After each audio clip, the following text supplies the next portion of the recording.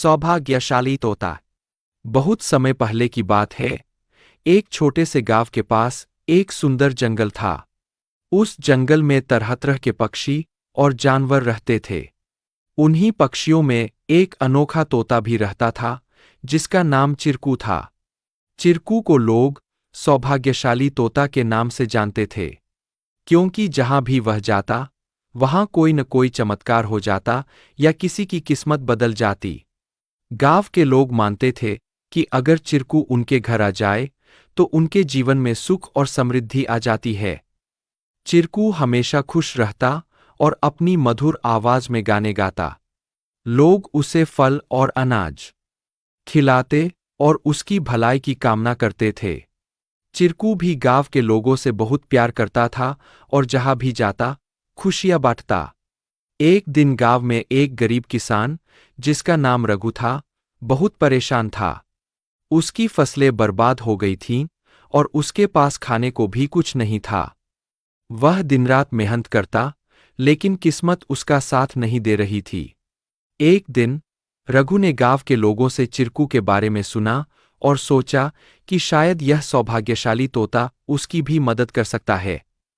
रघु ने तय किया कि वह चिरकू से मिलकर अपनी किस्मत बदलने की विनती करेगा। अगले दिन वह जंगल की ओर चल पड़ा और चिरकू को खोजने लगा। बहुत ढूंढने के बाद उसे चिरकू एक पेड़ की डाल पर बैठे हुए मिला। रघु ने बड़े ही आदर के साथ कहा। चिरकू ने रघु की बातें ध्यान से सुनी और उसकी आंखों में दया उमड़ आई।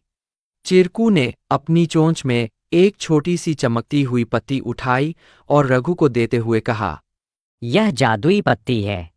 इसे अपनी जेब में रख लो और जब तुम अपने खेत में काम करने जाओ तो यह पत्ती तुम्हारी किस्मत बदल देगी।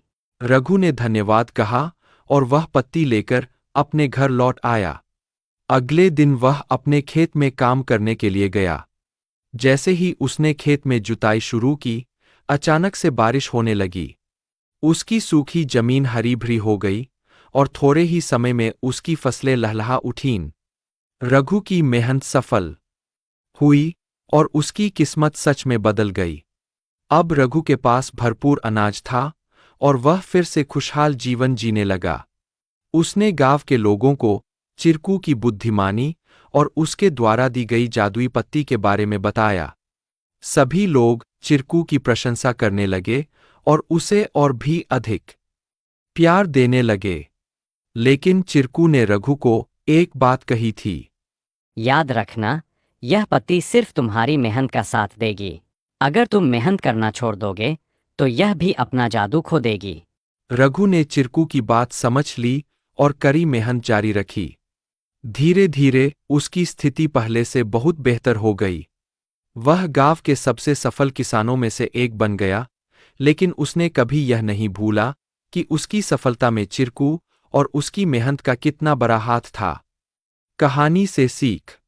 इस कहानी से हमें यह सीख मिलती है कि किस्मत भी उन्हीं का साथ देती है जो खुद मेहनत करते हैं। सौभाग्य और अवसर तभी काम आते हैं जब हम अपने प्रयासों से उन्हें सही दिशा देते हैं। Please like, share and subscribe our channel to learn more.